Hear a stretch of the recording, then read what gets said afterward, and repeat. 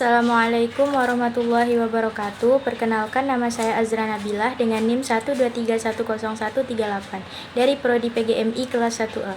Di sini saya akan menjelaskan salah satu tokoh sejarah peradaban Islam pada masa klasik, salah satu kota pada masa klasik, dan salah satu peninggalan pada masa klasik. Baiklah, langsung saja saya akan menjelaskan yang pertama salah satu tokoh pada masa klasik. Ibnu Khaldun. Ibnu Khaldun adalah ilmuwan Islam yang dikenang sebagai sejarawan besar sekaligus bapak sosiologi. Selain itu, Ibnu Khaldun dikenal sebagai bapak ekonomi Islam karena pemikiran-pemikirannya tentang teori ekonomi yang logis dan realistis, yang dikemukakan jauh sebelum Adam Smith dan David Ricardo. Ibnu Khaldun terlahir dengan nama Abdul Al-Rahman bin Muhammad Al-Hasan bin Muhammad bin Jabir bin Muhammad bin Ibrahim bin Abdul Al-Rahman bin Khaldun pada Ramadan 732 Hijriah atau 1332 Masehi. Sejak kecil, Ibnu Khaldun menjadi seorang pembelajar, petualang yang haus ilmu dengan mencari banyak guru. Hingga pada 748 Hijriah terjadi wabah sampar yang merenggut nyawa warga-warga Tunisia dan beberapa gurunya. Apalagi gurunya Al-Abili meninggalkan Tunisia untuk bergabung dengan Abu Inan di Fez. Ibnu Khaldun berada di puncak kebimbangan antara tetap sebagai penasihat raja atau mengejar ilmu untuk belajar dari sang guru.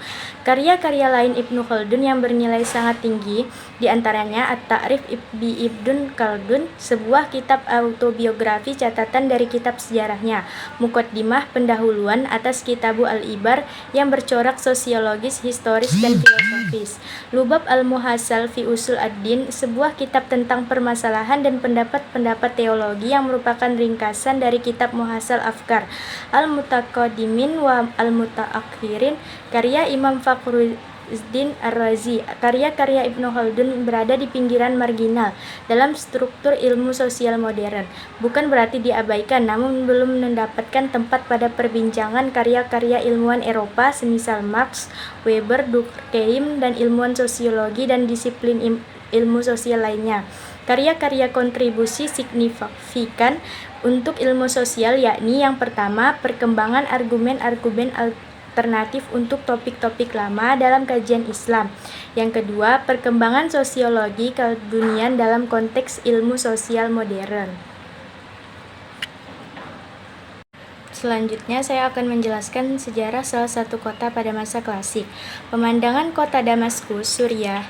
Inilah salah satu kota yang menjadi mercusuar peradaban Islam, khususnya pada masa klasik. Riwayat Damaskus dalam sejarah. Damaskus adalah salah satu kota unggul pada masa keemasan peradaban Islam.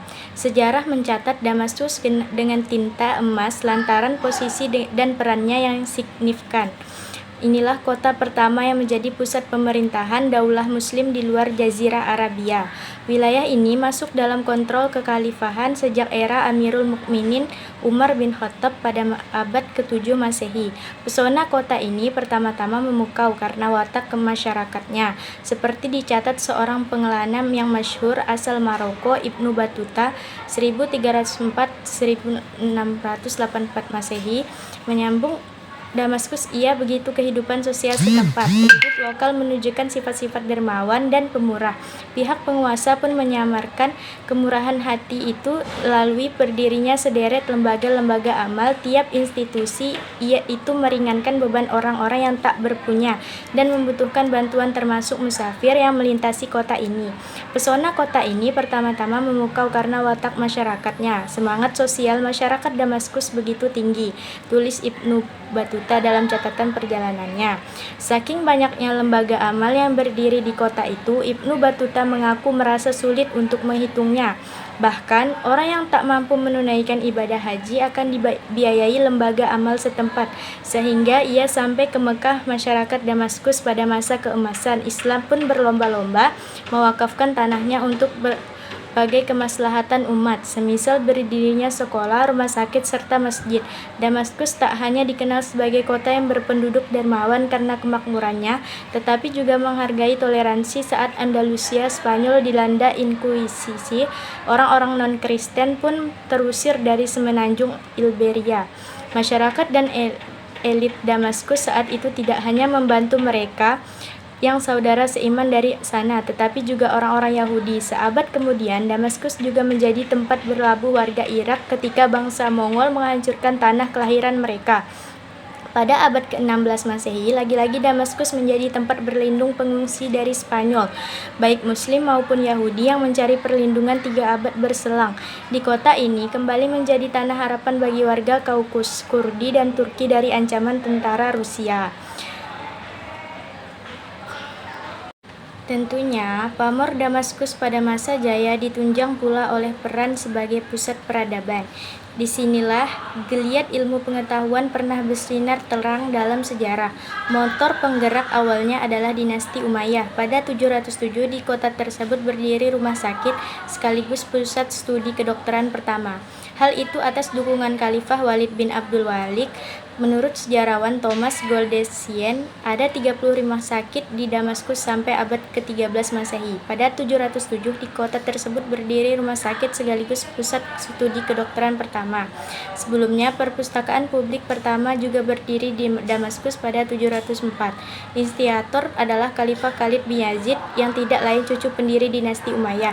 Di perpustakaan inilah mula-mula pusat kegiatan intelektual berlangsung, di antaranya ada aktivitas filologi, kesusastraan Arab, serta kajian-kajian ilmu hadis, fikih, kalam, dan sejarah. Masa keemasan meliputi Damaskus sebagai Sultan Nuruddin Zaki berkuasa pada 1154 Masehi. Pada eranya banyak masjid, madrasah, dan pusat kesehatan publik dibangun untuk menunjukkan pencapaian peradaban Islam. Demikian pula dengan peningkatan kekuatan militer negara. Adapun aktivitas intelektual di Damaskus pada zaman itu berkembang pesat antara lain lantaran kontribusi dari 2 suku, yakni Bani Asakir dan Bani Kudama. Sultan Nuruddin mendirikan pusat studi hadis pertama, Dar al-Hadis, di Damaskus. Madrasah yang khusus bagi mazhab Maliki al-Salahiyah juga dibinanya. Begitu pula dengan Madrasah al-Adiliyah pada 1171 yang kini menjadi The Arab Academy. Catatan tentang pusatnya perkembangan ilmu di Damaskus juga digambarkan seorang penjelajah muslim lainnya, Ibnu Jubair. Saat bertandang ke kota itu pada tahun 1184 Masehi, ia menyaksikan begitu banyak fasilitas bagi pelajar asing dan penunjang di Masjid Umayyah. Tak heran bila Ibnu Jubair mendorong para pelajar dan mahasiswa dari Andalusia untuk pergi menimba ilmu ke sini. Setiap orang di barat yang ingin meraih sukses dia datang ke kota ini, Damaskus, untuk belajar, sebab fasilitas dan bantuan di sini begitu melimpah. Setiap orang barat ingin meraih sukses datang ke kota ini, Damaskus, untuk belajar, sebab fasilitas dan bantuan di sini begitu melimpah. Para pelajar yang menimba ilmu di sini tak pernah khawatir kekurangan makanan dan tempat bernaung, papar Ibnu Jubair dalam catatan perjalanannya. Universitas modern pertama di Damaskus dibangun penguasa Seljuk Nizam al-Muluk. Sepeninggal Nizam bermunculan kampus-kampus yang disebut sebagai madrasah di sentero kota pada abad pertengahan. Menurut Tatwah, ketika itu di Damaskus berdiri 73 perguruan tinggi, 41 universitas di Yerusalem, 40 universitas di Baghdad, 14 perguruan tinggi di Aleppo, 13 universitas di Tripoli, serta 74 perguruan tinggi di Kairo. Namun ada pula yang menyebutkan jumlah perguruan tinggi di Damaskus pada era kejayaan Islam mencapai 150 buah. Menurut Ibnu Jubar, madrasah yang paling favorit serta terbaik di dunia saat itu adalah Al-Nuriyah Al-Kubra Damaskus. Pendirinya ialah Khalifah Nuruddin. Penguasa silih berganti. Secara geografis, Damaskus terletak di sebelah barat daya Suriah. Kota ini dialiri Sungai Barada yang telah mengalirkan selama ribuan tahun. Damaskus termasuk salah satu kota tertua yang dihuni manusia, dibangun sejak 3000 tahun sebelum Masehi. Hingga kini ia terus didiami, berganti zaman, berganti pula sosok-sosok penguasa Damaskus. Secara bergantian kerajaan Assyria, Yunani, Romawi, dan Bizantium menguasai wilayah itu. Islam mulai menginjakkan pengaruhnya di kota itu pada era kekuasaan Khalifah Umar bin Khattab.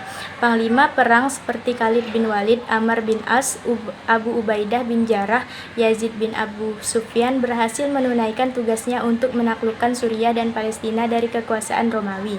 Secara resmi, Damaskus berada dalam kekuasaan Islam pada September 635 Masehi.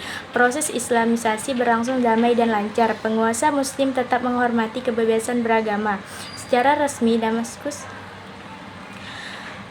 Sejak itulah, Suriah menjadi salah satu provinsi pemerintahan Khulafaur Rasyidin yang berpusat di Madinah. Gubernur pertama Suriah adalah Muawiyah bin Abu Sufyan. Dialah yang kemudian memelopori Daulah Bani Umayyah yang berpusat di Damaskus sejak 661 Masehi. Sekitar tahun 750 Masehi, dinasti Umayyah digulingkan dinasti Abbasiyah dan ibu kota pemerintah berpindah ke Baghdad. Ketika kekuasaan Abbasiyah memudar pada 875 Masehi, penguasa Mesir Ahmad ibnu Tulun mengambil alih Damaskus.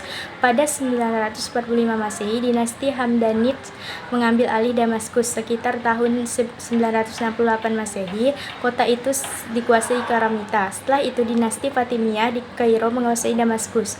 Sejak abad ke-11, dinasti Saljuk menguasai kota itu. 3 abad berikutnya, Turki Utsmani berkuasa di kota itu. Pada 1946, Suriah memproklamirkan kemerdekaannya hingga kini Damaskus tetap menjadi ibu kotanya. Sayangnya, Damaskus dan Suriah pada umumnya saat ini masih dirundung duka nestapa. Hal itu disebabkan perang saudara yang pecah tahun 2011 sebelum juga berakhir. Sejauh ini konflik tersebut telah berdampak pada banyak aspek kehidupan masyarakat setempat. Baiklah, selanjutnya saya akan menjelaskan salah satu sejarah peninggalan pada masa klasik, yaitu peninggalan di bidang sastra.